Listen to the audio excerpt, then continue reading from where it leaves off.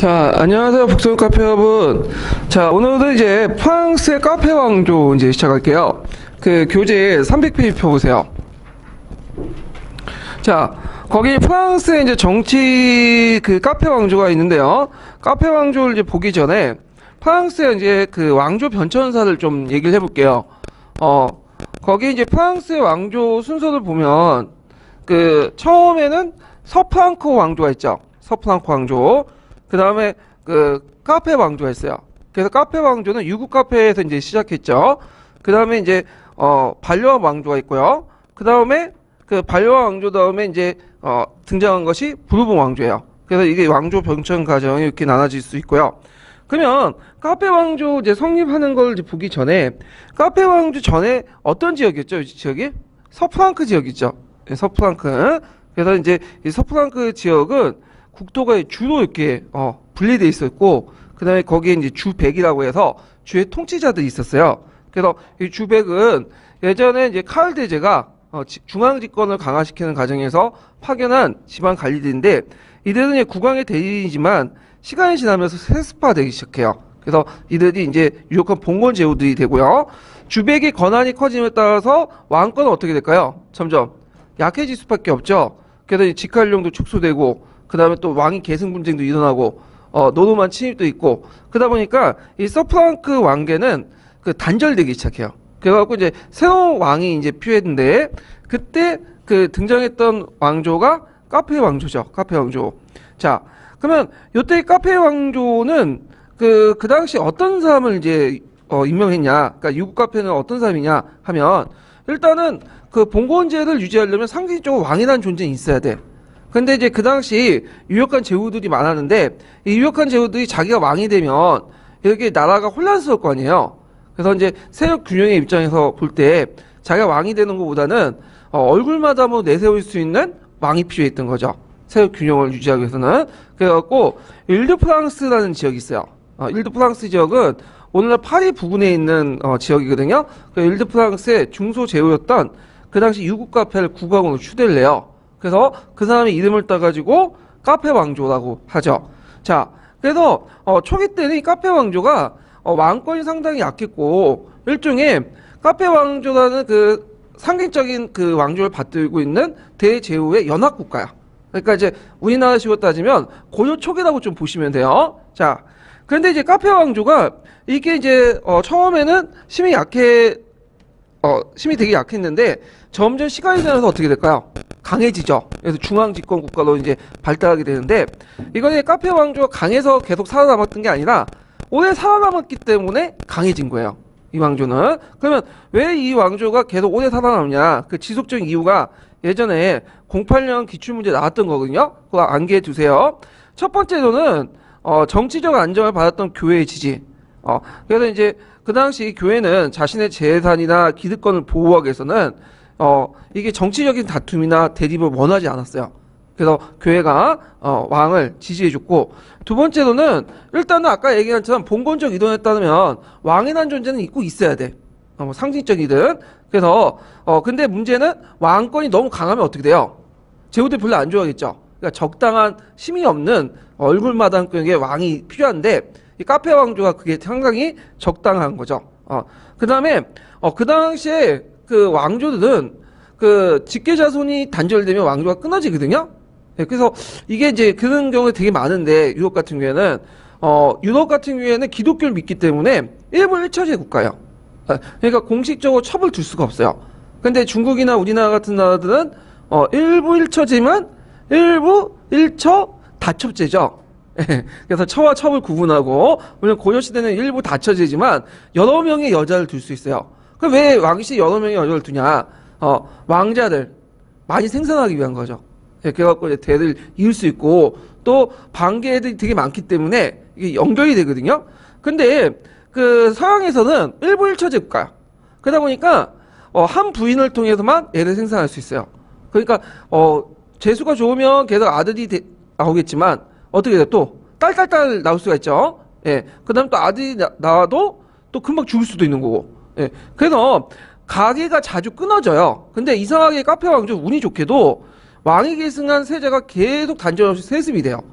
예, 그래서 카페 왕조가 상당히 오래 갔고 이런 것들이 이제 여러 가지 원인이 돼가지고 카페 왕조가 지속적으로 이제 존재할 수 있었다. 이거 꼭 외워두시고요. 자, 그러면 여기에서 이제 여러 카페 왕조 왕들이 있는데 이제 카페 왕조 왕들을 다 볼 필요는 없겠죠. 예, 그래서 유명한 사람들만 좀 보고 넘어갈게요. 자, 그 중에 하나가 이제 필립 2세라는 왕이 있어요. 그래서 필립 2세, 뭐 필립 4세 그런 사람들이 이제 유명한데, 자, 필립 2세 같은 경우에는 그 사람은 이제 프랑스 내에 있는 영국의 본토를 몰수하죠. 누구하고 싸워서 이겼죠? 조낭. 예, 그래서 조낭하고 이제 그 당시 부배 전투에서 승리해서 많은 땅들을 뺏어요. 그래서 이때 이제 많은 땅들을 뺏어서 한 거의 한 7, 80% 정도 땅을 뺏기죠. 물론 아직까지도 일부 땅이 남아요. 가스코노 그 지역이나 이런 지역이 남았지만 많은 땅을 뺏기고 많은 땅을 가져오고요. 그래서 이걸 통해서 왕실 재정을 확대시켰고, 두 번째로는 지방의 관리를 파견하죠. 그래서 중앙에 이제 뭐냐면 그 권력을 강화시키기 위해서 그 당시 바이니 세네샤라는 그 관리를 파견했다. 그래서 이런 필립 2세가 그 장관을 파견해서 이걸 그 지역을 통치했다. 이렇게 이제 보시면 되겠죠. 그때 이제 그 지방 관리를 파견했던 사람들은 어떤 사람들이냐? 귀족 출신이 아니에요. 그 당시 성장하고 있었던 부르주아 출신이죠. 그래서 이런 시민 계급 출신들을 주로 이제 파견했고, 이런 시민 계급 출신 입장에 볼 때는 이들 부르주아 입장에 볼 때는 여러 명의 제후가 있는 것보다는 한 명의 제후가 강력한 왕이 있는 게 필요하겠죠. 여러 명의 제후로부터 삥땅을 뜯는 것보다는 한 명한테 세금을 갖다 바치는 게 낫잖아요. 그리고 그들의 보호도 받을 수 있고, 그러다 보니까 이제 왕과 이해관계에 일치했던 사람이기 때문에 이런 중앙 집권에 크게 기여를 했다. 주로 이제 가가지고 왕권을 대행하고 사법이나 국왕의 수익 같은 걸 이제 간장하는 그런 역할을 이제 했다. 이렇게 이제 보시면 되겠죠. 그리고 또 이런 뭐냐면 지방관들은 주로 이제 적대적 지역에 또 인접 배치시켜갖고 그들 지역을 또 뭐냐면 장악하는데 이용을 했다. 이렇게 이제 기억을 해주시면 될 것 같아요. 자, 그 다음에 보통 이제 봉건 영주들의 권한 중에 하나가 뭐죠? 두 가지가 있죠. 불순 불인권 할 때 재판권하고 조세 징수권 아니에요. 그래서 이 재판권을 중앙으로 회수하려는 작업이 있었어요. 그래서 이제 그런 일환으로 국왕법전을 설치했죠. 그래서 이제 국왕법전을 설치해서 중앙정부의 행정과 사법적인 사항들이 지방까지도 뭐냐면 확대시킬 수 있도록 이렇게 이제 했고, 그 과정에서 나온 것이 뭐냐면 파리 고등법원이에요. 네, 파리 고등법원.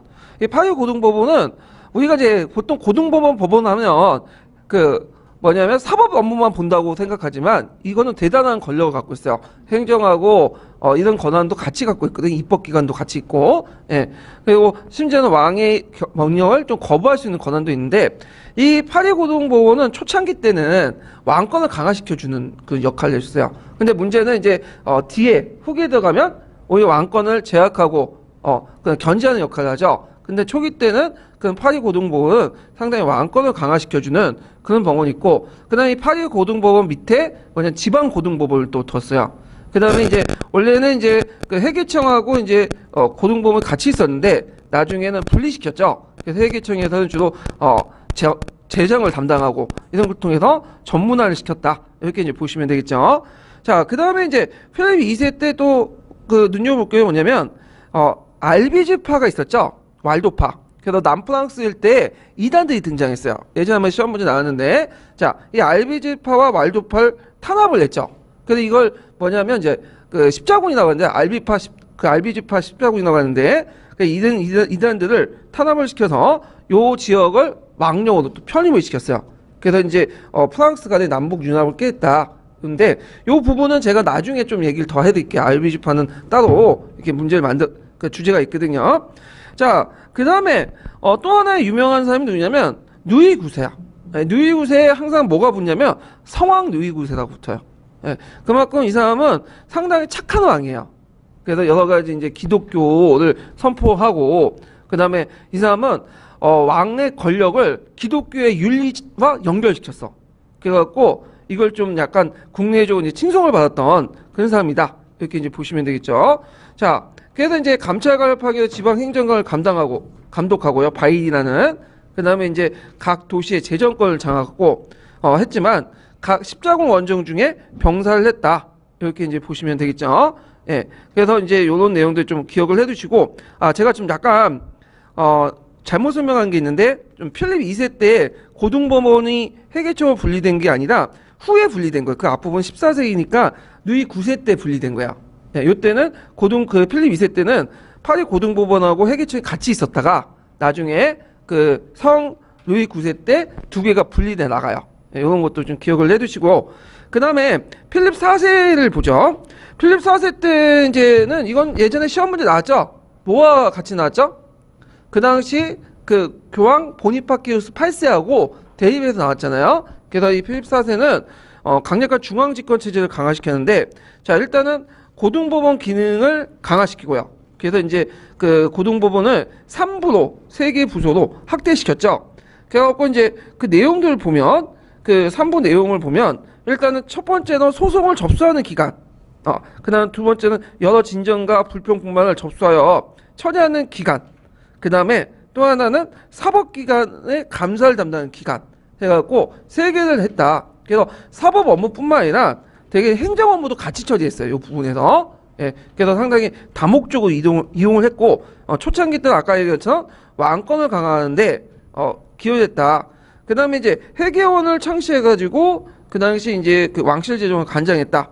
그래서 해계원은 원래 고등법원에 있었는데 그것이 이제 나중에 이제 분리돼 나가서 창시가 됐고요. 그 다음에 이제 왕실 평의회 국왕 자문기관을 설치했고, 그다음 관료제를 선정을 했고요. 그리고 여기에서 이제 예전에 시험 문제 나왔던 것이 뭐냐면 3부회죠. 3부회. 그래서 3부회는 3개의 신분이 구성된 의회예요. 그래갖고 전형적인 신분제 의회죠. 중세시대 때. 그래서 이제 주로 이 3부회를 왜 소집을 했냐. 이건 보니파키우스 8세와 대립 과정에서 이제 소집을 한 거예요. 그래서 보니파키우스 8세와 대립할 때 많은 국민들의 지지를 받으려고 각계각층의 이제 사람들 뽑아서 구성했던 것이 이 3부회다. 이렇게 이제 보시면 되고요. 주로 이 3부회에서 이제 했던 역할들은 이제 뭐냐.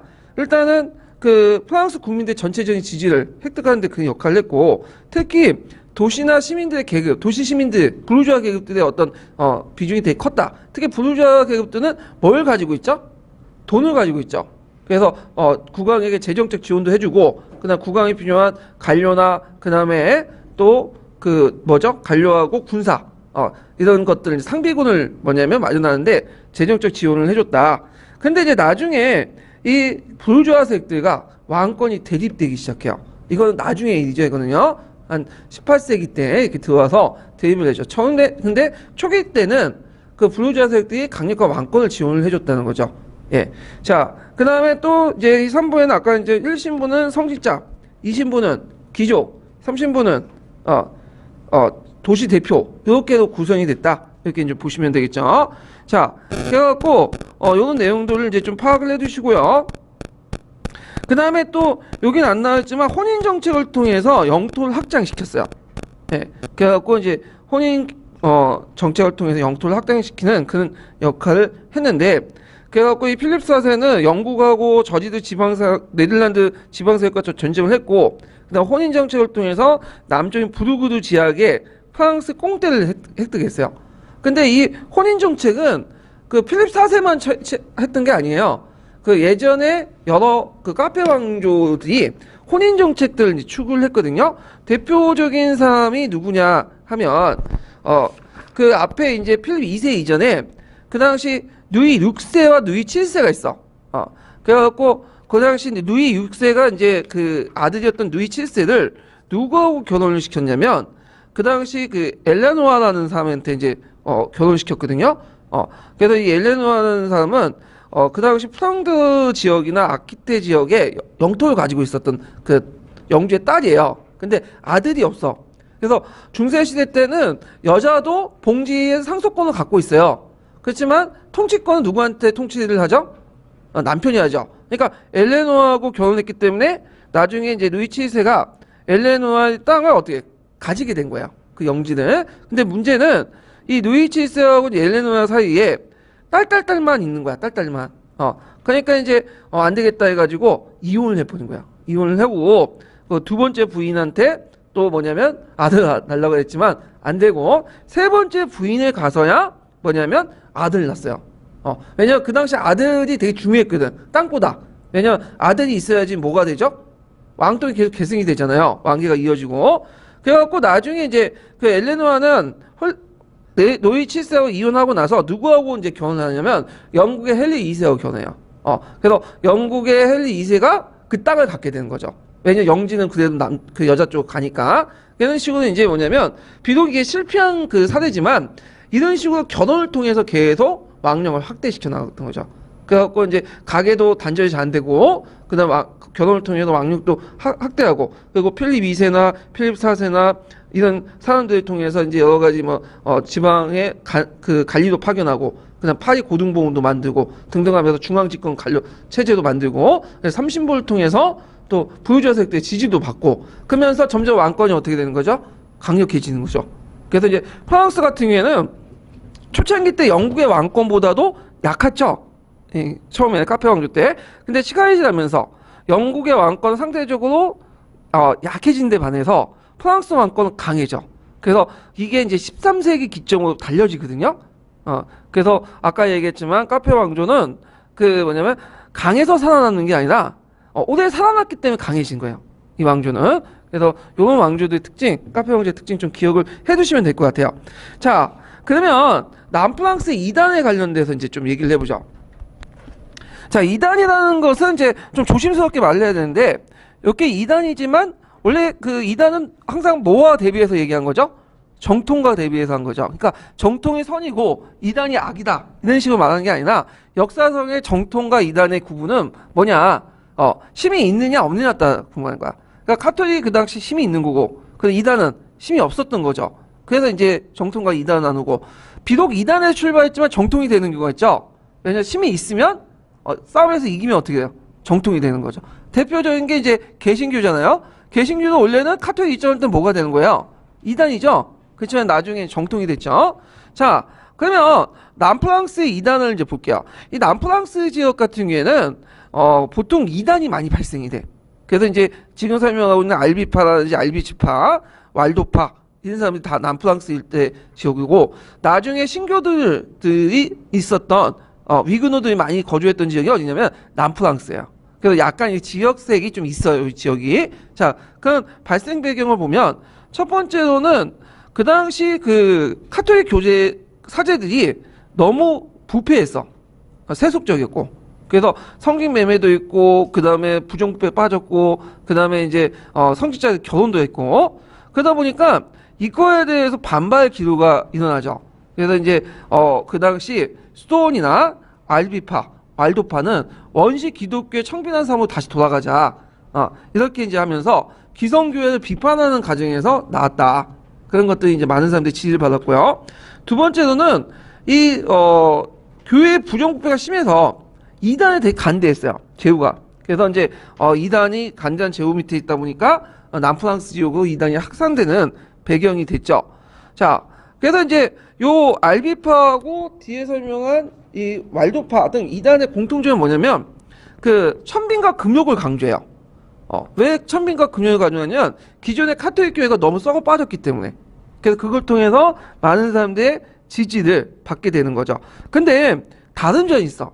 자, 이 카톨릭파 같은 경우에는 알비파는 기독교를 자처하지만 정통 기본적 교제를 부정하죠. 그러니까 오늘날 말하면 뭐 예를 들어서 신천교 이런 것들이나 통일교 신천지 통일교 이런 데는 완전 그 부정하잖아요. 그래서 자기가 뭐 하나님의 아들이고 예수님이 자기 형이고 막 그런 식으로 얘기를 하잖아요. 예, 그런 식의 이제 거고 두 번째로는 그 왈도파는 그 정통적 기본 교리는 인정해요. 근데 그 당대 기독교가 그걸 계승하지 못했다는 거예요. 그러니까 원시 기독교를 보니까 이런 구조들이 있는데 지금 기독교 카톨릭은 그걸 계승하지 못했다. 그렇게 주장한 거죠. 그래서 왈도파는 카톨릭에 속하길 원해. 이 사람들은. 근데 카톨릭에서 거부해서 이제 이단으로 찍힌 거죠. 근데 카톨릭파는 뭐죠? 완전히 벗어나는 파고. 네, 이렇게 이제 기억을 해두시면 되고요. 자, 그러면 이제 알비파를 볼게요. 또는 이 알비파를 알비즈, 카타리파 이렇게 이제 또 부르는데 똑같은 말이에요. 자, 이 사상적 배경 보면 마니교, 보교밀교의 영향을 받았다는, 특히 마니교의 영향을 받았어요. 마니교는 여러분 알다시피 왜 이원적이죠? 이 세상은 선과 악으로 나눠요. 그래서 내 마음속에도 뭐와 뭐가 있죠? 선과 악이 끊임없이 투쟁을 한다고 하죠. 그래서 이제 이런 그 명상이나 참선을 통해서 내 마음속에 악을 누르고 선을 뭐죠? 발현해야 된다. 이렇게 주장하는 거죠. 그래서 조로아스터교도 이원적이지만 조로아스터교 같은 경우는 선인과 악인의 싸움이죠. 그래서 결국엔 선인이 이긴다는데, 마니교는 처음부터 끝까지 선과 악이 뭐예요? 같이 공존한다는 뜻이야. 그래서 이런 것들은 아주 철저히 이원론적인 어떤 특징을 가지고 있다. 이런 것들 이제 좀 기억을 해주시면 되고. 자, 그래서 알비파는 이원론을 기본으로 해서 정통 기독교 교리를 충돌하는데, 자, 이 사람들 논리를 이제 좀 보면요. 이 사람은 이제 선의 세계와 악의 세계 나눠요. 선과 악, 이 세계를. 자, 선은 뭐냐면 하나님이야. 그 다음에 정신적이고 영혼적인 거야. 그 다음에 그 악은 뭐겠어요? 어둠의 세력이 사탄이 지배하고 물질적인 거야. 그러면 정신적인 것들은 수용하고 물질적인 건 어떻게 되겠어요? 배척해야겠죠? 배척을 하고. 그래서 이걸 이제 기본으로 이제 보면, 그래서 결국엔 이 일상삼이라는 것은 영혼과 그 다음에 물질, 선과 악, 그 다음에 하나님과 사탄 간의 싸움이야. 대립구도고. 그래서 이제 삶의 목적이라는 것은 그 당시 육체의 속박, 육체는 어디에 속하죠? 물질이죠. 물질에서 벗어나서 정신, 그러니까 이제 그 영혼적인 세계로 구해서 죽은 후에 어디로 간다? 천국에 들어가는 것이 하나님의 나라에 들어가는 것이 목적인 것이요. 자, 그러면 육체가 악으로 규정했기 때문에, 그러면 하나님이 인간의 육체를 빌어 태어나는 걸 불가능했고, 기독교는 하나님이 아니죠. 왜냐면 그 그리스도교는, 왜냐면 그리스도교는 누구의 몸으로 태어났어요? 인간의 육체를 통해서 태어났잖아요. 그것은 얘는 뭐냐면 하나님이 아니고 하나님의 사자일 뿐이에요. 이거는. 그래서 인간으로 태어난 것이 아니라 단지 인간의 옷을 띠는 거다. 그래서 이제 그리스도교 하나님이 아니라 하나님의 사자다. 예수는. 그래서 이 사람은 인간이다. 이렇게 주장해요. 정통적인 교리하고 완전히 틀리죠. 정통적인 교리 아타나시우스파는 어떻게 됐어요? 자, 하나님이 인간의 모습으로 나타난 거죠. 나타난 거고, 그 다음에 태어난 거고, 그 다음에 인성과 신성이 뭐죠? 같이 있는 거죠. 근데 이 사람은 인성만 인정해. 그래서 이제 있고, 두 번째로는 그 물질 요소로 일어난 성사들 다 부정해. 그래갖고 이제 보통 하나님 은총을 내기 위해서 카톨릭에서 뭐 기독교도 있지만 물을 뿌리잖아, 성수를. 이런 것도 다 물질로 구성하기 때문에 인정 안 하고, 그래서 이제 성술도는 영세성사와 그다음 빵과 포도주 이렇게 해갖고 살가 피가면서 먹는 거 있죠? 이런 거 성체성사 이런 거 다 부정해요. 왜냐하면 빵, 포도주, 물은 다 뭘로 구성돼 있죠? 물질로 구성돼 있죠. 그래서 이제 이런 식으로 해갖고 이건 신성을 모독하는 거다. 이렇게 이제 얘기했고, 그래서 이제 지옥에서 고통을 피하기 위해서 세상을 다시 태어났고, 영혼은 구원을 얻을까지 계속 인간의 육체로 갇혀 지낸다. 이렇게 주장을 해요. 그다음 이 사람들은 독신생활 강조를 하고, 독신은 뭐예요? 혼자 사는 거죠. 비혼족들. 비혼족, 요즘 말로 하면 출산과 결혼은 반대. 다 왜 그러냐면 다 이건 육체를 재생산하고 육체와 관계 맺는 거잖아. 다 이건 악적인 요소죠. 청빈을 강조하고, 또 육체를 보냐면 물질적으로 제일 싫어하기 때문에 육식을 금지해요. 그리고 기존의 교의지를 부정하고, 그 다음에 선서를 거부해요. 그래서 이 선서는 중세시대 때 보통 선서를 많이 하잖아요. 그래서 뭐 교회와 뭐 신도 간의 선서도 하고, 그 다음에 이제 그 왕하고 뭐냐면 제후 간의 선서도 하고, 이렇게 했는데, 이 선서는 사회의 계 속에 개인과 개인을 묶어준 선서를 위반하는 것은 아주 위험한 생각이다. 그래갖고 선서도 거부해요. 그래서 종전의 기본적인 교리와 그 다음에 사회 관행들 다 무시해버리는 거야. 그래서 이제, 근데 문제는 아까 얘기한 것처럼, 자, 여기 보면 뭐 이게 다방이. 자, 그래서 아까 얘기했처럼 뭐 육식도 금지하고, 그 다음에 독신생활을 강조하고, 출산도 반대하고, 인간의 식욕과 성욕 다 금지시켜. 그러면 살아남을 수 있어요? 없죠. 현실성이 별로 없는데, 이 사람들은 그걸 좀 약간 두 개로 나눠가지고 구분해요. 하나는 사제계급은 이걸 철저히 지켜야 돼. 그래서 사제계급들은 육식 금지시키고 그 다음에 결혼이라든지 이런 것들을 남녀관계 다 금지시켜. 근데 평신도들은 기본적으로 다 해. 생각하는데. 그래갖고 사제계급만 적절하게 통제를 하고 평신도 같은 경우는 평상시에 직업 선택의 자유, 결혼해서 가정을 유지하거나 육식도 허용하고 자유생활이 가능한데 다만 이제 뭐냐면 기존의 기독교의 충성을 거부하고 죽기 전에 석훈식만 받으면 죽은 후에 어디 가는 거야? 천국에 가는 거죠. 예. 그래서 요건 상당히 평신도 입장 올 때는 뭐예요? 상당히 좋은 구조지죠. 예. 그래가지고 그 사람들이 그렇잖아. 자기가 하면 노면 쓰고 남이 하면 불륜이라고. 자기들은 다 즐길 거 즐기는데 예전에 이제 그 카톨릭 사제들은 막 자기가 똑같이 노니까 그걸 이제 비난을 한 건데 요거는 기존은 사제들은 그대로 자기가 원하는 대로 하고 자기는 또 즐기고 상당히 편리한 내용이죠. 그러다 보니까 이게 널리 확대되기 시작해요. 특히 이 사람들이 이제 사제 계급들이 독신 생활하고 금육 생활을 하는 것 자체가 기존의 그 카톨릭 사제들과 비교가 되잖아요. 그러니까 이걸 보고 이제 이거 괜찮다. 혁신적인 종교다 해갖고 많은 사람이 믿게 돼요. 그래서 이제 널리 확산되기 시작한다. 그래서 예전에 그 카톨릭파의 교리 부분을 두세 개 쓰라고 나온 적이 있어요.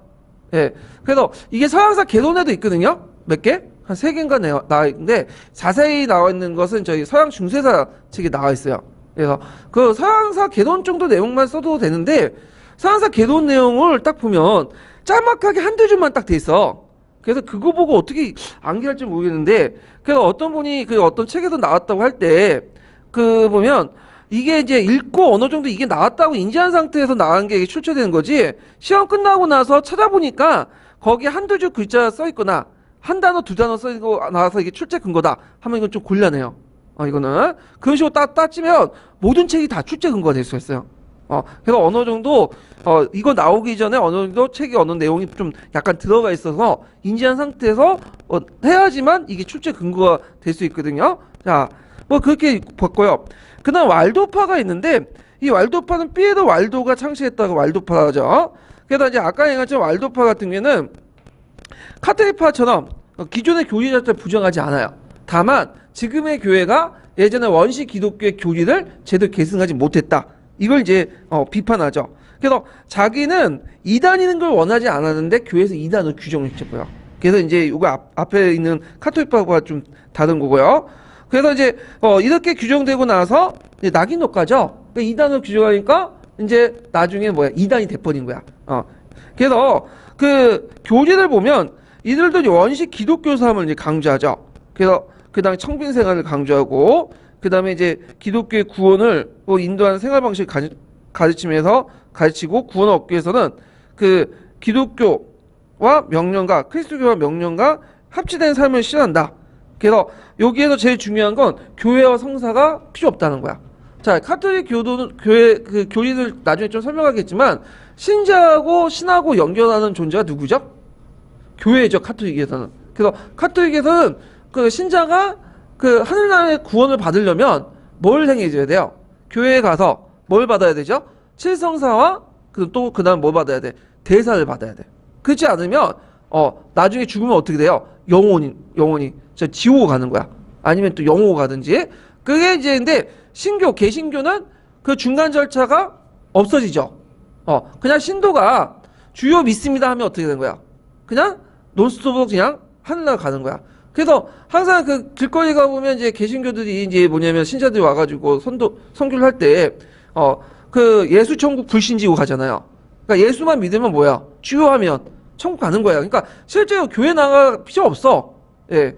교회 나가는 분들 보면, 예수님 믿으러 가는 것보다는 사람 만나기 위해서 가더라고요. 하여튼, 근데, 자, 하여튼, 이 그 왈도파의 논리는 개신교의 논리하고 비슷해요. 개신교의 논리에 뭐냐면, 선두주자라고 보시면 돼요. 근데 이제 개신교나 이 왈도파나 되게 뿌리나 어디로 두냐면 저기 원시 기독교 사상을 이제 뿌리 두고 있어요. 이거 나중에 좀 설명할 텐데. 자, 그래서 이제 이단을 볼 때 이제 카톨릭 입장이 이단이죠. 그래서 이제 그 다음에 이노산트 3세라는 사람이 있어요. 이노산트 3세는 되게 유명하죠. 뭘로 유명해요? 자, 교황은 태양이요, 왕은 달이다. 그래서 황제권을 교황권 절정을 이뤘던 사람이 이제 이노센트 3세인데 이 사람이 처음에는 평화적 말 선택을 선택해서 평화적 방법으로 좀 계몽하고 설득시키려 했는데 그게 안 된 거야. 그래서 프랑스 왕이었던 필립 2세와 손을 잡고 무력으로 탄압하죠. 그래서 알비 십자군을 조직해요. 그래갖고 이제 그 당시 시몽드 몽프를 주도해갖고 알비 십자군을 조직해갖고 남프랑스 일대를 공격하죠. 근데 여기 시몽드 몽프라는 인물은 영국사에도 나오죠. 잉글랜드에서. 시몽드 몽프 위에를 구성한 거, 의회 구성할 때. 근데 그 사람이 아니에요. 이거는 동명이인이야. 시몽드 몽프는 영국에 있는 시몽드 몽프로의 집안 출신이에요. 근데 동일한 인은 아니고, 하여튼, 그래갖고 이제 결과, 그 당시 남프랑스 일대 그 이단을 보였던 남부 프랑스 귀족들이 타파되고, 거기에 종교재판소가 설치돼요. 이단을 처벌하기 위해서. 그리고 이 남프랑스의 프랑스 귀족들을 이제 타도하고 나서 그 땅을 누가 갖게 되죠? 왕령으로 이렇게 속하게 하죠. 그래서 이제 종교개혁 이후에 그 남프랑스 일대에 위군노 세력들이 형성한 사상적 영향을 받았다. 왜냐면 남프랑스 일대 문화죠. 이단적 문화가 되게 많아요. 그러다 보니까 쉽게 또 이단이 또 들어올 수 있는 여지가 있는 거죠. 그래서 위그노드는 그 당시 프랑스에 주로 어디 거주하고 있냐면 요 말도파나 카타이파가 거주했던 그 남프랑스 일대에 되게 많았어요. 그래서 요거 좀 기억을 해두시면 될 것 같아요. 근데 시험 문제는 더 이상 안 나올 것 같아요. 제 생각에 이거는. 알비파는 그냥 그 교수 취향이 그런 분이 들어가고 이제 문제를 낸 것 같고. 자, 크로니스톤 볼게요.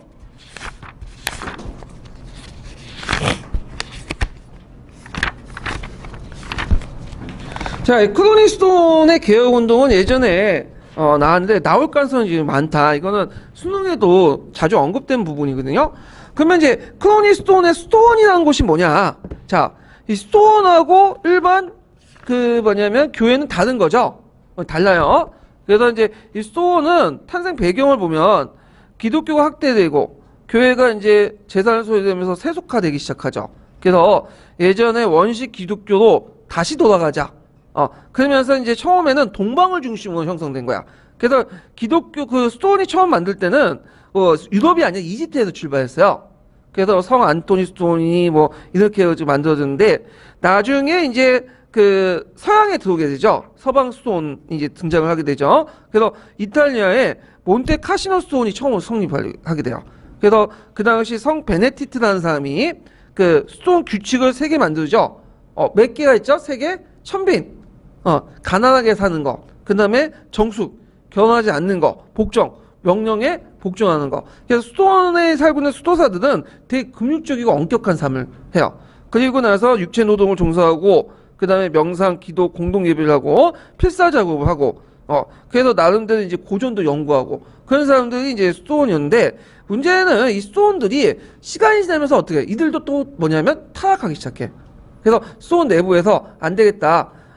자정운동이 일어나고, 이제 이게 교회 전반적으로 자정운동을 확대되는데, 그 중심된 역할을 했던 스톤이 어떤 거냐면, 크로니스톤이죠.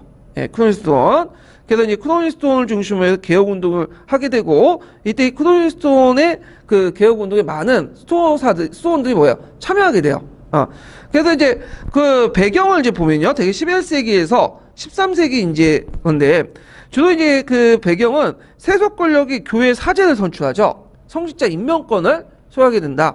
자, 이 성직자 임명권을 소유하게 된 배경이 뭐냐면, 일단 게르만 침입이다. 노르만 침입을 당하면서 이 교회가 이제 힘이 없다 보니까 세속 군주에게 들어가게 되죠. 그러면서 세속 군주에 들어가게 되고, 또 세속 군주의 영향력 안에 들어가게 돼요. 그리고 세속 군주들이 자기가 또 죽은 후에 천국을 가려고 교회에 많은 땅을 또 기부를 하죠. 주죠. 근데 고려 시대도 그렇지만 고려 귀족들이 이제 재산이나 땅을 줄 때 그냥 줘요? 그게 아니죠. 지금도 부자들이 공익재단 만들잖아요. 그 재단 목적이 뭐예요? 세금 탈피죠. 재산을 응축하고 그 목적이기 때문에 그 사람들이 줄 때 그 당시 이제 어떤 목적으로 주냐면 요 토지 관리권을 주는 대신에 교회의 사제 임명권을 자기가 갖는 거야. 그래서 일종의 교회가 일종의 자신의 어떤 합법적인 어떤 영혼을 구제할 수 있는 공간이 되고, 그다음 이걸 통해서 자신의 또 재산도 관리하는 그런 목적이 되는 거야. 그러면 자연스럽게 성직자 임명권을 누가 갖게 되는 거야? 세속 권력이 갖게 되는 거죠. 세속 권력이. 그래서 이제 일반 높은 추기경부터 시작해갖고 아래 일반 사제까지도 일반 그 세속군주들이 다 갖게 돼. 그 세속군주의 정점이 됐던 사람이 누구죠? 황제나 왕이죠.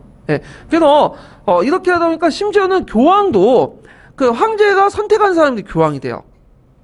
근데 이제 물론 이제 이것도 나중에 바뀌어가지고 이제 이 교황의 선출권 같은 게 좀 일찍 그 뭐냐면 추기경 회의를 통해서 선출하지만 일반 그 고위급 성직자부터 해서 일반 사제 성직권은 누가 갖고 있냐면 황제나 왕이나 제후들이 갖고 있어요.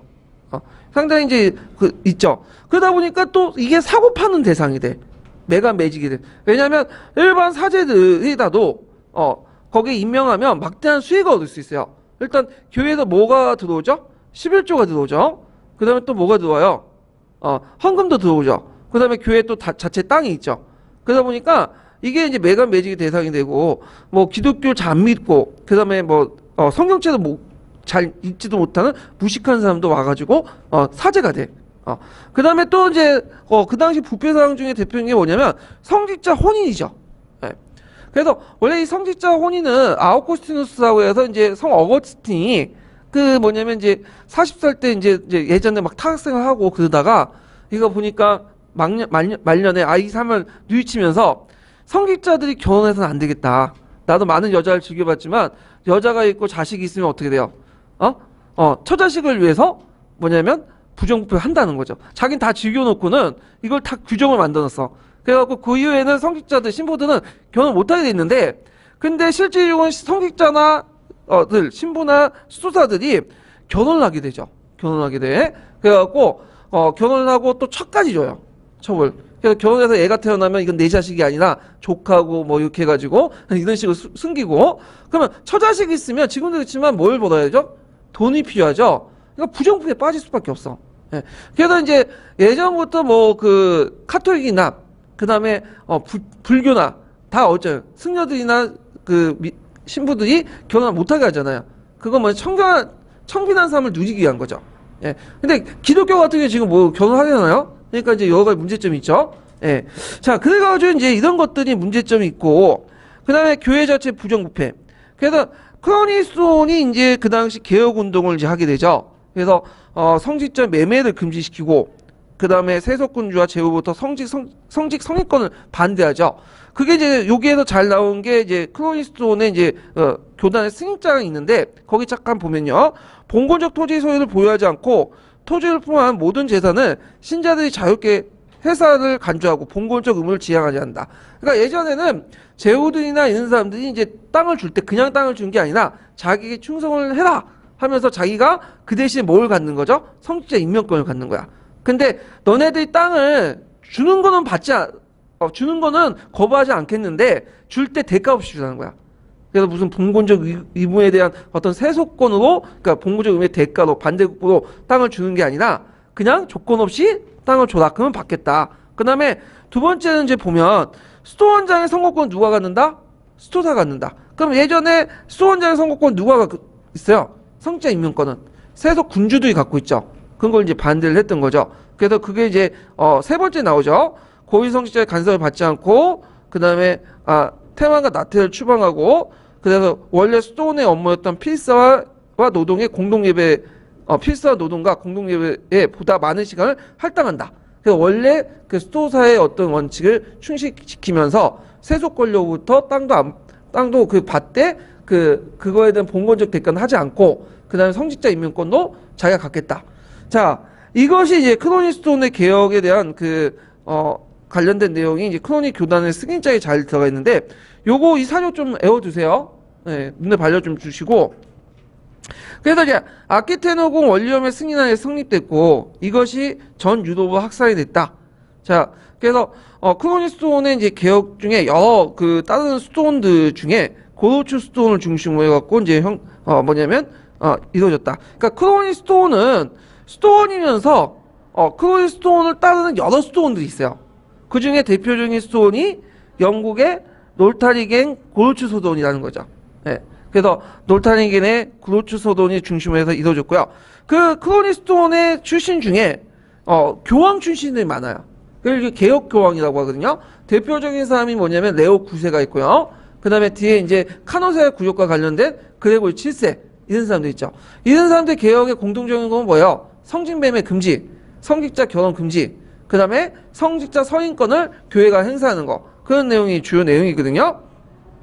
그래서 이제 레오 9세도 이제 이 사람이 최초의 개혁적 고항인데 성직자 혼인과 성직 매매를 금지한 입법을 만들죠. 그래서 성직자 정화 작업을 추진하는데 이때 입법이라는 것은 어떤 의미일까? 이거는 교회법을 만드는 거야.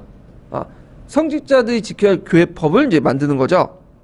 그래서 개혁적인 고위 성직자들을 추기호 임명하고, 그 다음에 또 지방 고위 성직자 회의를 소집해서 개혁운동을 실천을 독려하고, 그 다음에 교회향의 입법권과 사법권이 알프스 북쪽으로 바지하는. 이때 입법권과 사법권이라는 건 뭐와 관련된 거죠? 교회법이나 그 다음에 교회 재판권 있죠. 요걸 얘기하는 거야 지금. 자, 그래서 이제 그 교회의 영도적 지위의 제약인하고 교황이 개혁을 통해 인지를 확보했다. 이런 것들이 의미가 있고요. 그래서 이걸 통해서 교황권이 세속군주와 제후의 세력권을 탈피하기 시작했고, 성직자의 독신생활을 충실히 실행하고, 그 다음에 교황의 절대권을 수립하고요. 성직 매매 페이지, 그 다음에 세속군주와 제후에 의한 성직 성립권을 거부하는 계기를 마련했다. 이걸 이제 기초로 해가지고 그걸 계승한 사람이 누구냐면 그레고리 7세죠. 그레고리 7세. 자, 그러면 이제 뒤에 넘어가서 관련 문제 좀 풀어볼까요? 몇 페이지를 보시냐면요. 자, 197페이지 펴보세요. 197페이지.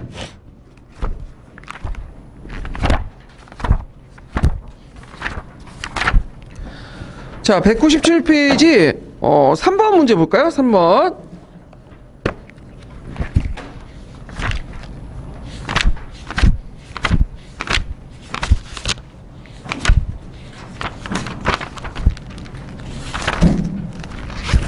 자, 가는 수도원의 명칭을 써보고 가 수도원에서 전개된 내용을 두 가지 말해보시오.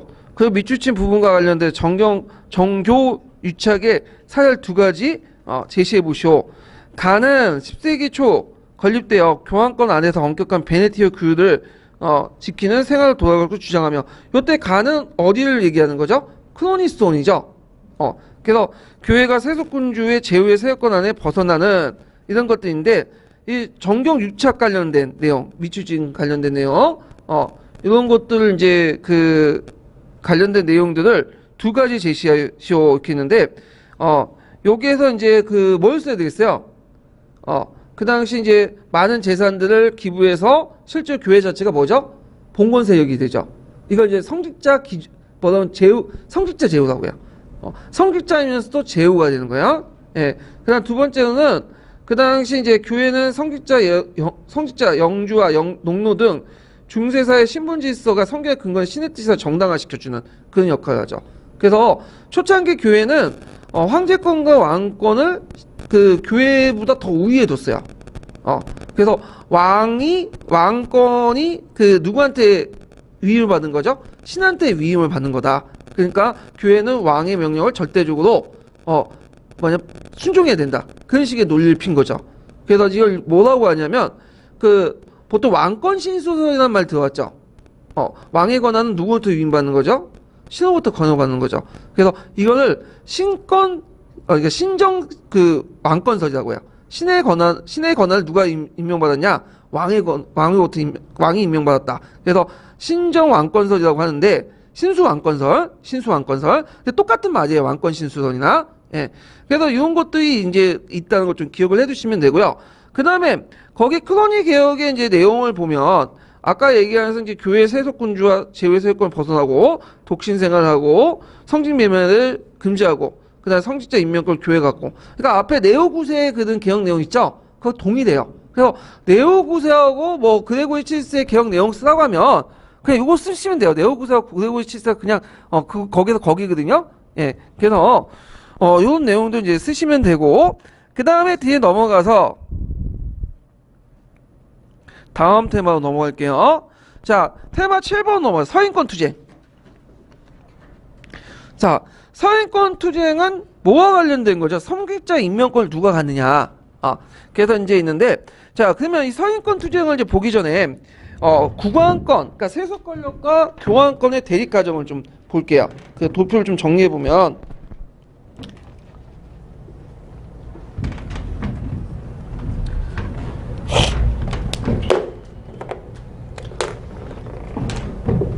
여기 권력이고 여기가 이제 시기를 뜻하는데, 자, 처음에 이제 뭐냐면 교회 권력은 요 정도 이렇게. 그 다음에 이게 세속 권력이에요. 자, 교회 권력. 이게 이제 왕이나 황제와 관련된 세속 권력인데, 자, 처음에는 교회의 권력이 약했죠. 그 다음 세속 권력은 강했죠. 이게 시기야. 이 시기가 이제 대충 어떤 시기냐면 9세기 정도 돼요. 9세기에서 이제 10세기 정도. 왜냐 이 시기 때는 어떤 시기였냐? 민족 이동기였어. 그래서 외부로부터 노르만족들이 쳐들어오고 그러다 보니까 그 교회가 누구한테 들어갈 수밖에 없는 거죠? 세속 권력부터 들어갈 수 없는 거죠. 그래서 이제 아까 얘기했처럼 왕이 누구부터 신호부터 임명을 받았다. 그래서 교회는 절대 충성해야 된다. 뭐 이런 식의 논리를 가지고 성직자 임명권도 왕권이나 세속 권력이 갖고 있는 그런 형태였고요. 근데 이제 이런 형태가 그 언제 11세기 넘어와서 이제 달라지죠. 이게 무슨 구조이죠? 카노사의 구조이죠. 그래서 이걸 계기로 해서 이제 비등액이 돼. 그래서 보름 수업을 통해서 비등액이 지어가고 점점 이렇게 뭐냐면 달라지죠. 세속 권력이 약해지고 뭐냐면 교황 권력은 강해지죠. 그래서 그 정점을 이뤘던 데가 뭐죠? 십자군 운동이죠. 십자군 운동은 우르반 2세가 크레논 공의회를 소집해갖고 개최를 했잖아요. 그리고 이노세트 3세 그 이후에 이노세트 3세가 뭐라고 얘기했어요? 그 당시 왕은 태양이고, 아니 왕은 달이고, 그 다음 교황은 뭐죠? 그 당시 그 태양이다, 해다, 이런 식으로 얘기를 했잖아요. 자, 그러다가 이제 십자군 전쟁이 실패하고 나서 어떻게 돼요? 교황권은 점점 약해지죠? 그리고 상대적으로 왕권은 어떻게 세속 권력은 강해지죠? 그러면서 그 교차점이 있었던 그 사건이 뭐냐면 그 유명한 아비뇽 유수죠. 예. 성직자 가세권을 둘러싸고 일어난 아비뇽 유수. 그래서 이제 이렇게 왕권과 교황권이 뭐냐면 이렇게 교차되는 그런 것들을 이제 한번 도표로 정리를 해봤고요. 자, 그래서 9세기, 11세기 강력한 왕권을 유지해서 이제 성직자의 왕권 신정론, 왕권 신수를 이렇게 주장하는데 이건 국왕의 서인권을 정당화시켜줬다. 이런 것들 좀 기억을 해두시면 돼요. 자, 이 시기는 아까 얘기한 것처럼 민족 이동기죠. 사회적 혼란기였고, 그래서 사회가 이제 어느 정도 안정되고 교황권이 점점 강해지기 시작했는데 그것이 이제 교차점을 이뤘던 것이 그 아까 이제 성직자 임명권을 둘러싸고 누구와 싸우죠? 그레고리 7세하고 독일 황제였던 하인 4세가 싸우죠. 그래서 이제 있는데 그 점점 이제 보면 그때 이제 그 교회에 관한 규정을 마련해요. 그레고리 7세가. 그래서 이제 교황에게 황제를 폐위시킬 수 있는 권한이 있다. 이렇게 선언을 내버려. 이게 이제 예전에 기출문제 나왔던 거예요. 그 이론이 이제 뭐냐면 그 아까쯤에는 이제 왕권이 신호부터 임명받고 그리고 왕권에 절대 충성을 해야 된다는 그런 왕권 신수설 같은 그 개념도 있었는데 이 사람은 이제 뭐라고 얘기하냐면 목동설을 주장해. 이 목동이 뭐냐면 그 왕이 그러니까 그 목동이라는 건 뭐냐면 자 교황이라는 사람은 베드로의 직계 계승자죠. 베드로는 누구의 제자죠? 예수의 제자죠. 그러니까 예수의 제자였던 베드로가 그 다음에 베드로의 직계 그 후손 계승자였던 이렇게 교황이 서로 연결된다는 거야. 그래서 예수님의 위인을 받고 교황이라는 사람은 그 목동 같은 역할을 하는데 성경에 보시면 그 예수님 목동에 비유하죠. 기억나세요? 교회 다니신 분은. 그리고 일반 신도들은 뭐가 되는 거예요? 양이 되는 거죠. 양을 이끄는 것처럼 뭐냐면 교황이 그런 역할을 해주는 거야. 하나님의 위인을 받아갖고. 그러면 그 목동 중에 한 명이 누구겠어요? 목동 중에 한 명이 왕이죠. 황제고. 그러니까 왕과 황제도 누구의 말을 들어야 되죠?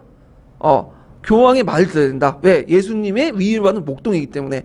자, 이런 식의 주장을 하게 되는 거야. 그러면 당연히 그런 입장에 볼 때는 교황이 뭘 폐위시킬 수 있는 거야? 황제도 폐위시킬 수 있다. 이렇게 성전을 하죠. 자, 그래서 이제 결국에는 황제가 객이니까 황제를 파문을 시켰어. 근데 그 당시 그 독일에 있었던 대제후들이 그 교황을 지지하게 돼요. 그 이유가 뭐냐면 그 당시 독일 상황을 봐야 되는데 하인 4세는 이제 나름대로 이제 중앙 집권 강화 정책을 하려고 하거든요. 독일에서. 그러니까 대제후들이 반발하게 된 거야. 근데 이제 이걸 이제 반박하면 명분이 있어야 되잖아요. 근데 그 명분을 누가 제공해 줬냐면 교황이 제공해 준 파문에 처해진 거야. 중세시대 파문이라는 건 뭐냐면 너한테 뭐냐면 교회가 칠성사 안 해주겠다는 거야. 그럼 파문에 처해졌으면 그 죽은 후에 어떻게 되죠? 지옥에 떨어지는 거죠. 그리고 만약에 이렇게 세속 군주가 파문에 처해지면 그 세속 군주가 통치하는 영역에 있는 신민들은 뭐냐 두 개의 성사를 제하고는 성사를 받지 못해요. 그러면 이 사람도 전체가 뭐가 되는 거야? 죽은 후에 지옥에 떨어지는 거죠. 그리고 정치적 정당성은 어떻게 되죠? 없어지는 거죠. 그러니까 그런 걸 노린 거죠. 그러니까 이제 이거에 대해서 이제 파문에 처했다. 이걸 비밀로 해갖고 그리고 저희 하인 사슬을 공격하니까 정치적 궁지를 이제 취하게 되는 거죠. 그래서 이제 어쩔 수 없이 누구한테 들어가요? 그레고리 칠세한테 찾아가니까 노마이 교황한테.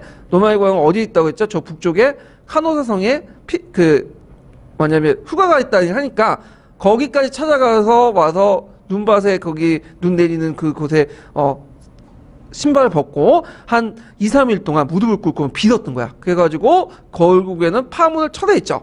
그래서 파문을 쳐내자마자 곧바로 이제 자기 지역에 가서 자기 그 친세력들을 구축한 다음에 누굴 공격해요? 그레고리 7세를 공격해야 되는 거죠. 노마를 쳐들어가서. 그래서 그레고리 7세는 쫓겨서 저쪽 남이탈리아 지역을 뺑뺑 돌다가 결국에 거기 죽게 돼요. 그래서 그때 남이탈리아 지역에서 돌아다닐 때 누구의 도움을 받았냐면 노르만족들의 도움을 받았어. 별로 중요한 거 같지 않은데 예전에 시험 문제 나왔어요. 그게. 왜냐 그레고리 7세가 누구 출신이냐면 노르만 출신이야. 노르만 출신이기 때문에 그런 건데. 자, 그게 예전에 한번 문제가 나왔고. 자, 그레고리 7세와 하인 4세가 죽은 후에도 역대 왕제들이 또 그거 가지고 이제 또 싸움이 이제 시작되는 거죠. 그래가지고 이제 이것이 이제 어떻게 타협을 받냐. 이 서인권 문제 어떻게 해결됐냐. 기본적으로, 성직자 임명권 누가 갖는 걸로? 교회가 갖는 걸로 타협을 본 거야. 성직자 임명권을. 그래갖고 이제, 보통 교과서에서는 영국, 독일만 나오거든요.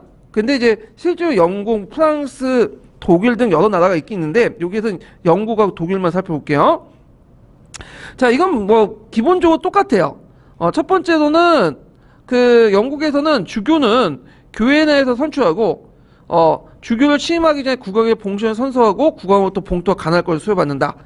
국왕은 신설을 거부할 수 있고 주교 선출 강한 발언권을 행사할 수 있다. 뭐 있는데 요거 적어놓으세요. 니은이 안 적혀있네.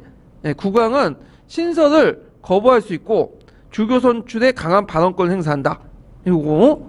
자, 기본적으로 주교의 선출권은 누가 갖고 있다? 누가 갖고 있어요? 교회 내에서 갖고 있는 거야. 근데 그 문제는 주교이면서 제후인 사람도 있죠. 이걸 성직자 제후라는 건데 성직자 제후일 경우에는 주교 임명권 누가 갖는 거야? 교회가 갖지만 성직자 임명권 누가 갖는 거죠? 제후가 갖는 거야. 그 세속 권력이. 그래서 만약에 그 앞에 선서를 하고 만약에 주교가 나 선서하기 싫다. 그러면 뭐야? 선서 안 해도 돼요. 대신에 자기가 가나라하고 있는 봉건적인 영토는 누구한테 다시 해소되는 거야? 왕이나 세속 권력에 족보이면 되고. 그 다음에 국왕이 그 얘를 성직자 임명권을 임명하려고 하는데 제후가 얘가 마음에 안 들어. 그러면 어떻게? 거부할 수 있어요. 그러면 그 성직자가 가지고 있는 제후의 봉건 영토는 다시 누구한테 하는 거야? 봉건 영토에 하는 거야. 근데 기본적으로 성직자 부분은 누가 갖는다? 성직자 임명권을 갖고 있고, 그 다음에 왕이 이제 성직자 임명할 때 조언을 할 수 있어. 참여해가지고. 이 정도야. 그래서 이제 프랑스도 비슷하게 이제 타협봤어요. 그 다음에 독일 같은 경우에는 기본적인 똑같은 것은 기본적이야. 이것도. 그래서 독일 같은 경우에는 하인 5세하고 그 당시 그 칼리스투스 2세가 보름설을 맺죠. 1122년에. 요거 외워두세요. 이게 이제 시험 문제 많이 나오는 건데, 기본적으로 교회의 성직자 임명권을 누가 갖죠? 교회 갖고. 근데 문제는 앞에 언급한 것처럼 성직자 제후일 경우, 독일은 더 많아요.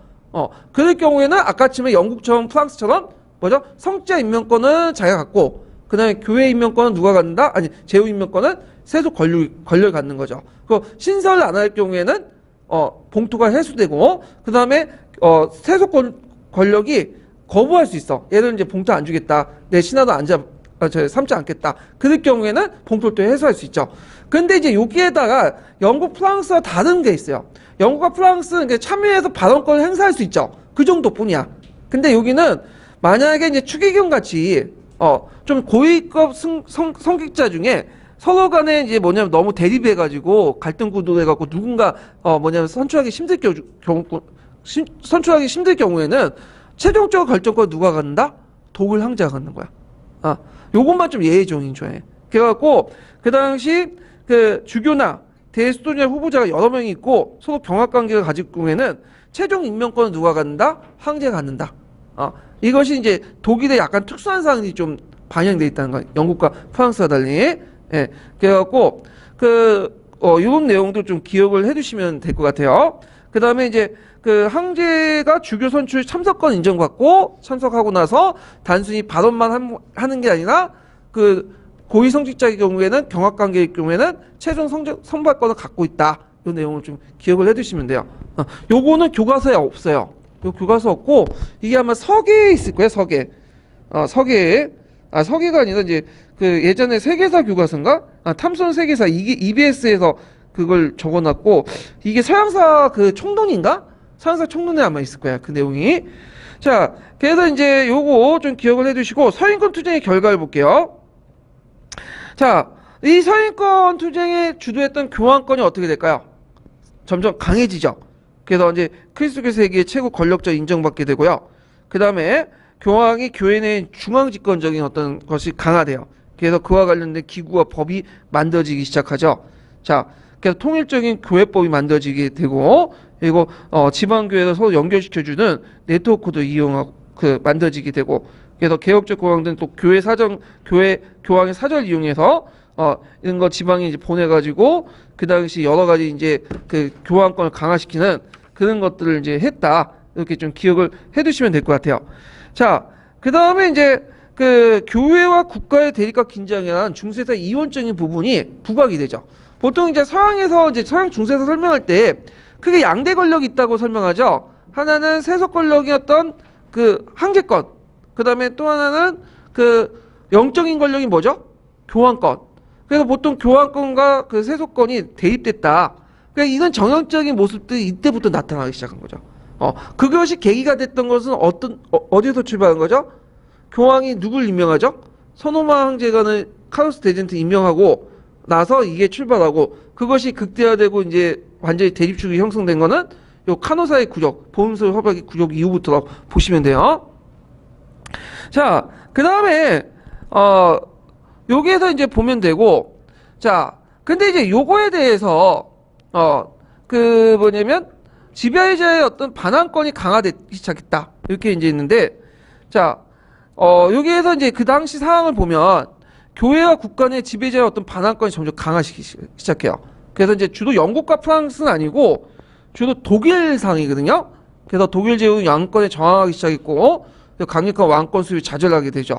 그리고 소용주와 기사들은 소농을 농로 삼고 독일 내 영주를 강화시키고요. 지방 제후들은 주백의 권한과 재판권을 장악하고 소용주는 봉수를 만들어서 봉건제를 전국에 확산시켰다. 자, 그래서 요거 결과 그다음 물론 이게 절대적인 결과는 아닌데 요때 마침 동유럽 지역, 동독 지역을 중심해 독일 지역을 중심해서 이런 형상들이 일어났다는 거야. 예. 그래서 요거는 영국과 프랑스 지역이 아니라 독일에 한정돼서 얘기를 하시면 돼요. 이렇게. 자, 그래서 이제 이런 내용도 이제 기억을 해두시면 되고, 자, 그 다음에 관련된 내용을 이제 201페이지 관련돼 갖고 볼게요.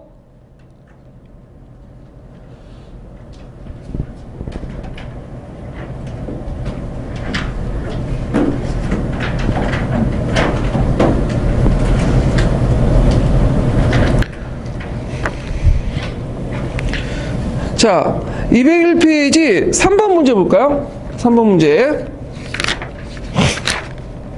201페이지 3번 문제가 아니라, 잠깐만, 201페이지 몇 번 문제? 13번 문제요.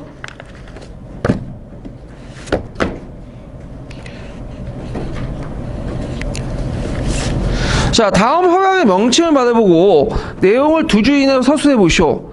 자, 신성 로마 제국 황제 하인이는 영적 권력에 의해 모든 선의권 성스러운 교회에 양도하고 우리 왕국과 제국에 있는 모든 교회 교역법에 기초한 선거 및 자연 서임을 이루어진 걸 승인한다.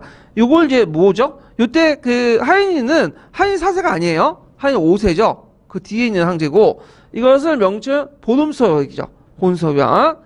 자, 그 다음에 보훈수업의 내용은 뭐냐면 기본적으로 교회 성직자가 임명권을 갖는다는 거죠. 근데 주교와 여러 명의 성직자일 경우에는 주교와 대수도원장이 후보자가 여러 명일 경우에 최종적으로 누가 갖는다? 황제가 임명권을 행사한다. 이게 이제 독일의 특수한 사항을 이제 반영했다는 거죠. 자, 그 다음에 또 이제 서총에 나오면 주교와 수도원장이 황제에 임명되지만 만약에 주교와 수도원장이 세속 군주일 경우에, 아니, 그러니까 성직자 제후일 경우에는 제후의 임명권은 누가 갖는다? 제후가 갖는다. 이 부분이죠. 성직자 임명권은 교회가 갖고, 요 내용들 이제 보시면 되는데, 그래갖고, 주교와 수도원장은 황제에 의해 임명되지만, 세속 관직의 소유자로서 임명될 경우에 불과하며, 그러니까 세속 성직자 제후일 경우에 종교 권위를 상징하는 방지와 지팡이를 수여할 수 없다. 이 종교 권위를 상징하는 반지와 지팡이는 누가 수여할 수 있는 거죠? 교회만이 수여할 수 있는 거예요. 그래서 성직자와 제후를 분리시켰다. 영국과 프랑스도 마찬가지예요. 이거는요. 예. 자, 그래서 나중에 제가 보니까 보훈수업학의 내용이 나올 수가 있어요. 그래서 보훈수업학의 내용을 뭐 한 가지 쓰라고 하면 기본적으로 성직자 임명권은 교회가 갖는다 이렇게 쓰면 되는데 세 가지 쓰라고 하면 더 추가해야 되겠죠? 아까 얘기한 것처럼 대주교와 그 다음에 주교의 그런 고위직 성직자를 최종적 싸울 경우에는 최종 성직자 임명권은 황제가 갖고 그 다음에 성직자 제후일 경우에는 제후 부분에 대한 거는 세속 권력이 갖는다. 요거 세 가지 쓰시면 돼요. 자, 그래서 이제 이렇게 해서 이제 받고 그 다음에 뒤에 넘어가서 교황권의 절정을 이제 볼게요. 13세기 때. 자, 13세기 들어가면 교황권의 절정이 나는데 자, 대표적인 게 이제 좀 시기적으로 앞서는 부분이지만 11세기 부근에 교황의 제창에 의해서 뭐가 됐죠?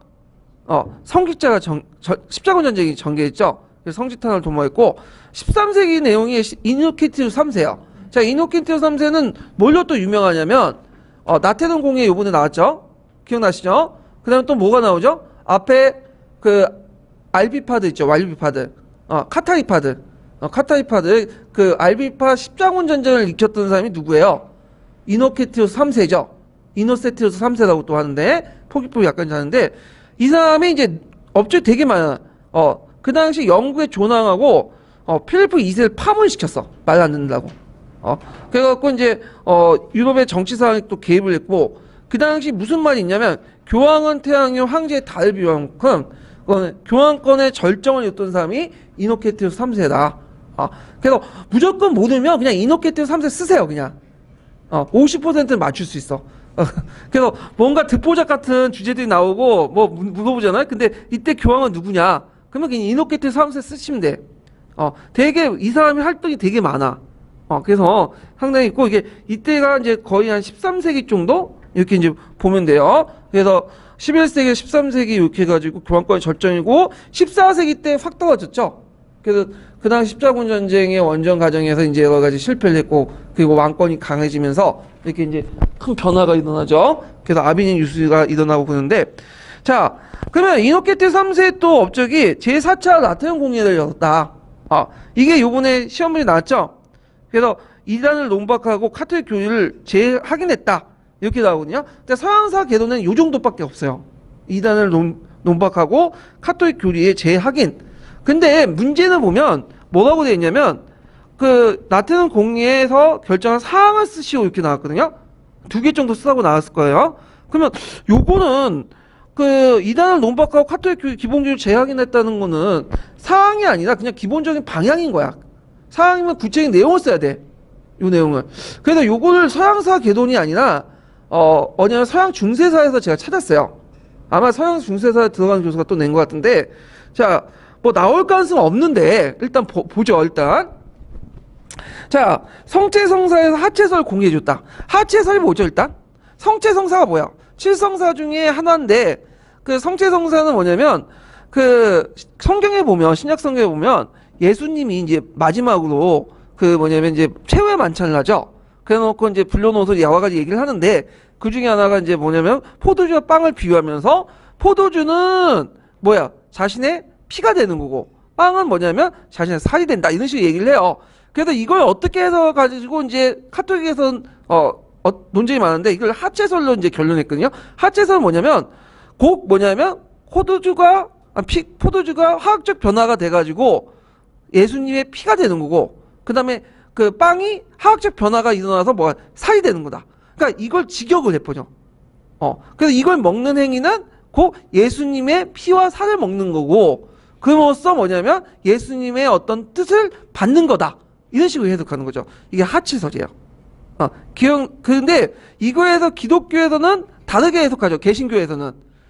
그래서 예를 들어 지금 개신교에서는 어떻게 해석해요? 그냥 이거는 하나의 뭐가 되는 거예요? 그냥 의식에 불과하고 상징에 불과하다는 거야. 피가 그 당시 포도주고 그 다음에 빵이 하나님의 살이다. 이거는 진짜 피와 살이 되는 게 아니라 상징적 비유에 불과한 거고, 그냥 이것도 성차의 성사가 아니라, 성사라는 건 은총을 받는 행위거든요. 그건 아니라 그냥 예식에 불과한 거죠. 그래서 보통 기독교는 뭐라고요? 성찬식이라고 하잖아요. 성찬식.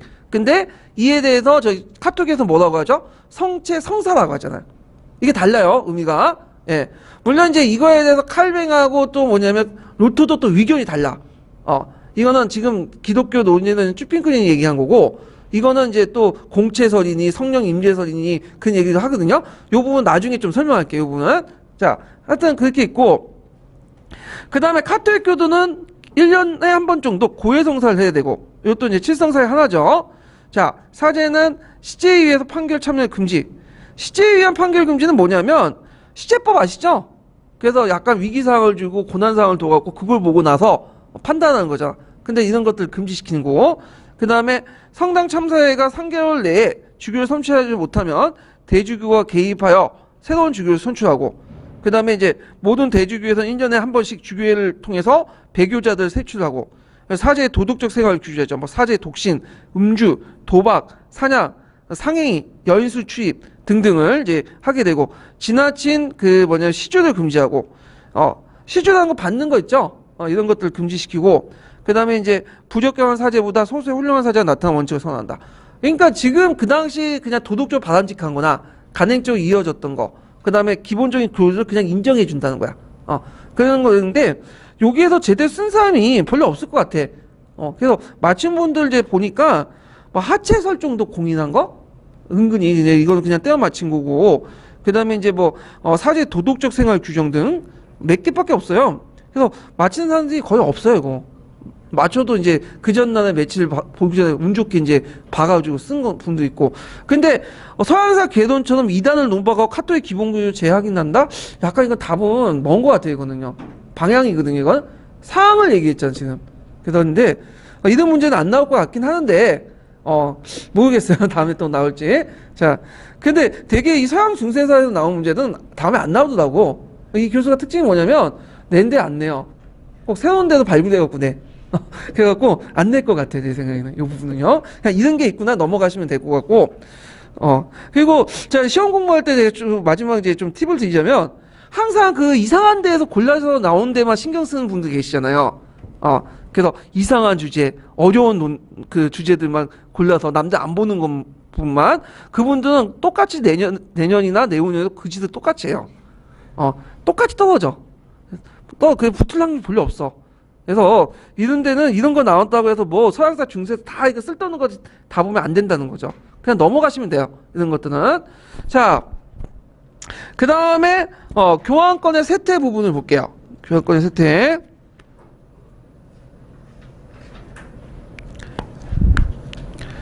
자, 교환권의 세태도 이제 11년 기출문제 나왔던 거죠. 그래갖고 이게 이제 아비뉴 유수와 관련돼 가지고, 그 다음에 또 이제 우난 상크타하고 관련돼 갖고 이제 나왔는데, 그러면 이때 14세기 이후에 왜 교환권이 쇠퇴했냐? 이걸 이제 보면 그 당시 이제 제일 결정적인 게 통일국가 성장이야. 그래서 14세기 들어가면 영국과 프랑스를 중심으로 해서 중앙 집권 국가들이 등장하게 되죠. 그래서 상대적으로 왕권이 강해지면서 교황권이 약화됐고, 그 다음에 교황이 이제 11세기 전에 11세기 때 십자군 전쟁을 주도했는데 그게 실패하죠. 그래서 교황의 권위가 많이 실추했고요. 그래서 이제 그걸 잘 대변하는 사건이 뭐냐면 아비뉴스죠. 이걸 또 다른 말로 교황의 바빌루뉴스라고 해요. 바빌루뉴스는 아시죠? 예전에 유다나 왕국이 있었는데 누구한테 멸망해요? 신바벨론한테 멸망하잖아요. 그래서 그때 이제 유대인들이 바빌론에 많이 끌려갔어. 그래서 그때 이제 빗대가지고 이거를 교황의 바빌루뉴스 이렇게 얘기하는데, 자, 정계를 보면 예전에 아까 언급했던 필리포 4세가 교황청의 금전 유출을 금지시키고 가세를 하도록 명령을 하죠. 그러니까 성직자 가세권 때문에 이제 생긴 문제야, 기본적으로. 그러니까 이거에 대해서 교황 보니파티우스 4세가 반발한 거야. 왜냐면 그 당시에 이제 그 교회는 11조도 걷죠. 헌금도 걷죠. 그리고 자체 토지를 보유하고 있으면 토지에서 여러 가지 지대도 걷죠. 근데 그것을 자체적 프랑스에서 쓰지 않고 누구한테 유출한 거야? 이탈리아도 유출하는 거야. 그거에 대한 반발. 이게 왕 혼자의 반발뿐만 아니라 그 당시 이제 프랑스인들의 전체적인 반발 이런 것들 때문에 이제 일어났고, 그래서 이제 교황 보니파티우스 8세가 반발을 하고, 그 당시 이제 필립 4세는 산부회를 소집하죠. 아까 산부회를 왜 소집한다고 했어요? 국민들의 지지를 받으려고. 그래서 소집을 하니까 이에 반발해가지고 그 당시 교황이 반포한 게 뭐냐면 예전에 시험 문제 나왔던 우남 샹크타요. 그래서 그 유일한 거룩이라는 뜻인데, 자, 그 보면 이제 배경을 보면요, 정치적으로 보면 필립 4세 3부의 소집에 반발해서 일어났고, 사상적으로 보면 그 그라티오누스의 법령과 겔라시오누스의 선례, 그다음 아리스토텔레스 사상이 사상을 바탕으로 아리스토텔레스와 플라톤 사상이 조화를 바탕으로 일어났다. 그러니까 이건 스토아 사상을 바탕으로 이제 했다. 이렇게 보시면 되겠죠. 그래서 사상적 내용을 제가 왜 이렇게 계속 언급하고 있냐면 예전에 기출문제 나왔기 때문에요. 그래서 그 우난 샤크트에 반영된 그 사상이 뭐냐면 성 아퀴나스의 사상이야. 토마스 아퀴나스. 예. 그래서 이 토마스 아퀴나스가 모와 모의 조화를 외쳤죠. 신앙과 이성의 조화를 외쳤죠. 그래서 이제 여기에서 아리스토텔레스는 신앙, 아니 이성, 플라톤 사상은 신앙 이렇게 있는데, 이 아리스토텔레스의 그 이성을 중시 여기는 사상의 그 철학적 배경은 온건실제론이에요. 그 다음에 플라톤 사상의 사상을 이제 반영된 것은 개념실제론이죠. 실제론인데 다른 실제론이거든요. 이 실제론과 관련돼서는 나중에 따로 이제 또 스토아 철학 할 때 얘기할게요. 이 정도만 알아두세요. 예. 그 다음에 뭐 그라티우스의 법령이나 겔라시아누스 선례는 그냥 교황권을 강조했다. 이 정도만 알아두시면 돼요. 그게 별로 중요한 건 아닌데. 자, 그 다음에 내용을 보면 만일 세속 권력가고 그 다음에 영적인 권력이 세속 권력 가호를 범하면 영적의 권력에 의해서 심판을 받아야 된다. 그러니까 영적 권력과 세속 권력 중에 더 어느 걸 더 우위에 본 거죠? 영적인 권력을 더 우위에 본 거죠. 이 말은 교황권하고 황제권과 왕권이 충돌할 경우에는 누가 더 우위다? 교황권이 더 우위다. 이 말은 필립 4세부터 잔말 말고 내 말을 그냥 들어라는 거야. 이 말이 이제 뭐냐면 그 운한 사건의 주요 내용이에요. 그래서 그 밑에 있는 내용들 꼭 기억을 해두세요. 왕권에 대한 교황권의 우월을 급당적으로 강조했고 했던 것이 운한 사크트다. 그리고 스토아 사상이 반영됐다. 요 정도만 기억을 해두시면 되고, 그 밑에 운한 샤탄의 내용 외워두세요. 이거 나올 수가 있어. 근데 이거에 대해서 그 당시 모든 사람들이 다 참석한 거 아니야. 오컴은 반대했죠. 오컴은 유명론자죠. 유명론자. 이 오컴은 13세기 때 그 이후에 이제 그 14세기 이후에 이제 사상가인데, 이 사람은 뭘 주장했죠? 신앙과 이성의 분리를 주장했어. 그래서 유명론을 바탕으로 해서 신앙과 이성의 분리를 주장했고, 신앙으로 파악한 것은 신학을 통해서 파악하는 거고, 이성을 개별적인 사실들은 이성을 통해서 철학을 통해서 파악한 거다. 그래서 신앙과 이성을 분리시키고 그 다음 신학과 철학을 분리시켰죠. 그래서 개별 학문의 어떤 독립성을 강조하면서 자연과학의 발달의 어떤 기틀을 이겼던 사람들인데, 어떤 방향을 이제 정했던 사람인데, 오콤이 이제 비난을 했고, 그 다음에 좀 뒤에 마르실리우스라는 사람이 있어. 마르실리우스. 이게 이제 예전에 시험 문제 나왔는데, 이 사람이 이제 그 평화 옹호자론에서 그 세속 권력과 만약에 그 영적인 권력이 충돌할 경우에 영적인 권력을 더 중요시하는 게 아니라 세속 권력을 중요시했어요. 근데 이 사람은 그 어떤 사람이냐면 성직자예요, 성직자. 성직자임에도 불구하고 이런 주장을 한 거죠. 그래서 이 사람은 크게 이제 영적인 권력과 세속적 권력 중에 어디를 우위에 뒀냐면 세속적 권력을 더 우위에 뒀어요. 영적 권력보다. 그다음 영적인 권력에 두 가지가 있죠. 하나가 뭐죠? 교황의 권력하고 그 당시 공의의 권력이 있어. 그래서 공의와 교황 중에 어딜 더 우위에 두냐? 공의의 쪽에 우위를 둔 거야. 그러니까 교황의 권력은 제일 마지막에 둔 거죠. 그래서 이런 특징을 가지고 있다. 그래서 이 사람은 유명론의 영향을 받았고요. 개별성을 강조한 그다음 공의주의자다. 공의주의자다. 이렇게 이제 보시면 되죠. 그래서 이게 예전에 한번 시험 문제 나왔다. 그래서 그 밑에 평화의 수호자 그 내용 꼭 기억을 해두세요. 예전에 예문으로 나왔던 거예요. 그래서 그 결과 아니니 사건의 배경이 됐고 이 아니니 사건은 뭐냐 하면 보니파키우스 8세가 그 당시 그 누구야 필립 4세의 부하 장수였던 노가다에 의해서 잡혀서 포로 잡힌 사건이 말이에요. 그래서 잡혀서 이제 감금당했거든요. 물론 이제 여론은 안 좋게 흘렸어. 그래서 보니파키우스가 교황이고 그가 아무리 잘못해도 이 사람은 나이도 많은데 감금시키면 되겠냐. 그래서 여론이 안 좋으니까 풀어줬거든요. 그래서 있지만 이 아니니 사건을 해갖고 결국에는 필리프 4세가 더 우위다는 걸 알려주게 된 거죠. 예. 그 다음에 이제 보니파키우스 8세가 죽고 나서 그 당시 새로운 교황이 이제 탄생을 했는데 이 사람이 뭐냐면 클레멘트 5세예요. 근데 이 클레멘트 5세는 프랑스인이야. 프랑스인이고 이 사람은 교황청을 어디로 옮겼냐면 아비뇽을 옮겼어요. 아비뇽이 어디 있는 거냐면 북부 이탈리아에 있는 도시거든요. 근데 프랑스의 국경 도시예요. 그러면 프랑스 왕이 영향력 안에 들어가는 거죠. 그러니까 이에 반발해서 로마에서 다시 교황을 뽑았죠. 그래갖고 우르반 6세를 뽑고 그 다음에 이제 이거에 대해 반발하고 또 이제 이에 대해서 또 프랑스에서는 또 클레멘트 7세를 또 그 아비뇽에서 뽑고 그래서 서로 싸우게 돼. 그래서 교회에서 몇 명의 교황이 탄생된 거죠? 2명의 교황이 탄생해. 심지어 나중에는 이 교황들 폐쇄시키고 또 3명, 1명 더 하죠. 근데 또 전에 있었던 교황이 안 나가. 그래서 이제 3명이 있어. 그래서 교회가 분열되기 시작해요. 그러면서 이제 어떻게 될까요? 교회 권위가 점점 떨어지게 돼요. 그래서 이 과정에서 이제 영국과 독일은 로마의 교황을 지지하고 프랑스와 에스파냐는 아비뇽의 교황을 지지하면서 이 교회가 분열되고 장기화되면서 그 과정에서 두 개의 교황과 세속공주의 걸탁은 교황권의 위협을 손상시키는 그 원인이 되었다. 그래서 교회 전체가 이게 권위가 타락시키는 그 내용이 그 배경이 되었다. 이런 것들 좀 기억을 해두시면 돼요. 자, 그래서 이제 교황권의 약화 부분을 이제 받고 이렇게 대립된 교황의 이제 이런 것들은 언제 해결되죠? 나중에 그 당시 이제 그 콘스탄트 공의회 때 해결되죠. 그래서 그때 3명의 교황이 있었는데 다 해임시키고 단일 교황 체제로 넘어가죠. 이건 나중에 좀 뒤에 얘기를 하고요. 자, 그러면 관련된 내용들 한번 볼게요. 199페이지 펴보세요.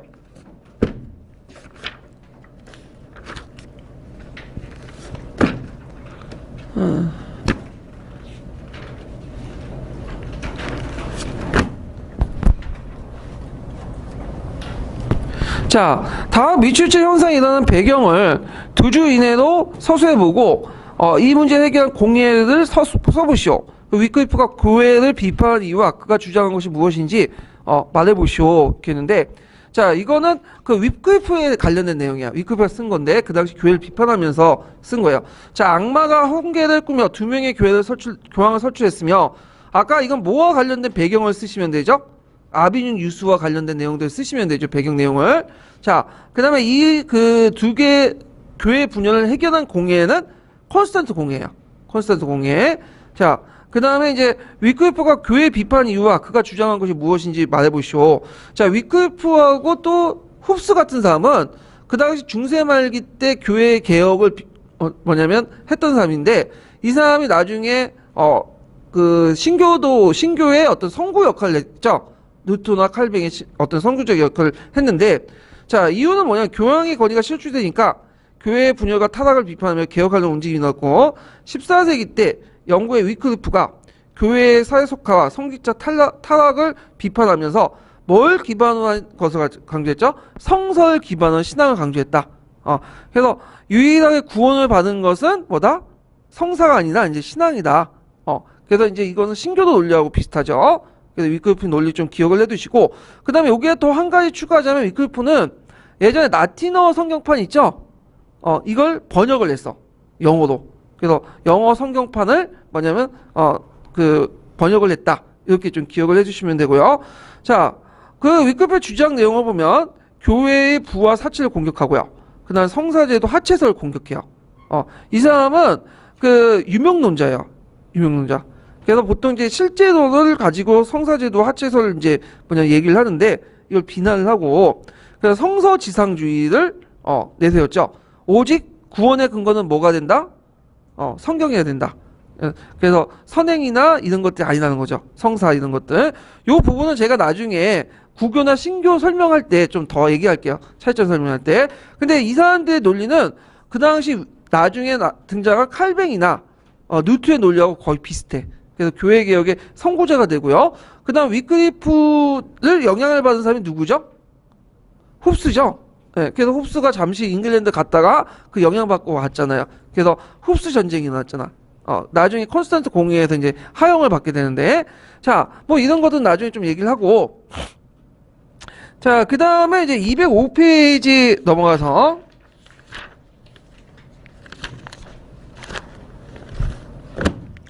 자, 205페이지 보면 25번 문제 볼게요. 이게 답을 제가 편집을 잘못해가지고, 거기 다 적혀있네.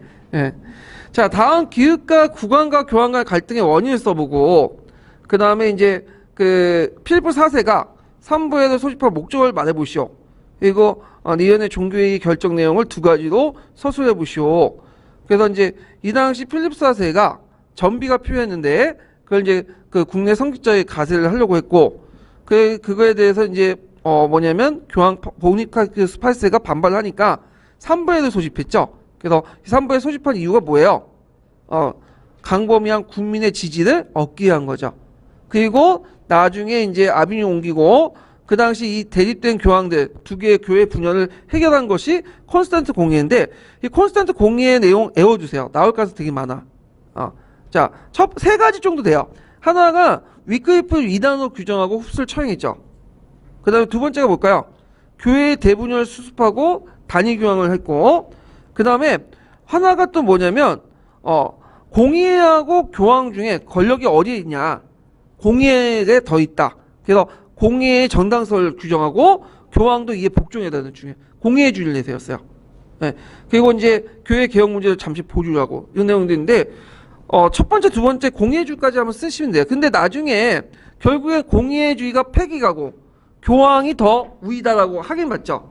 이거는 하여튼 뭐 이렇게 이제 세 가지 있죠. 꼭 외워두세요. 이 부분을. 자, 그래가지고 이렇게 이제 받고 그 다음에 십자가 운동인데 십자가 운동은 좀 쉬었다 갈게요.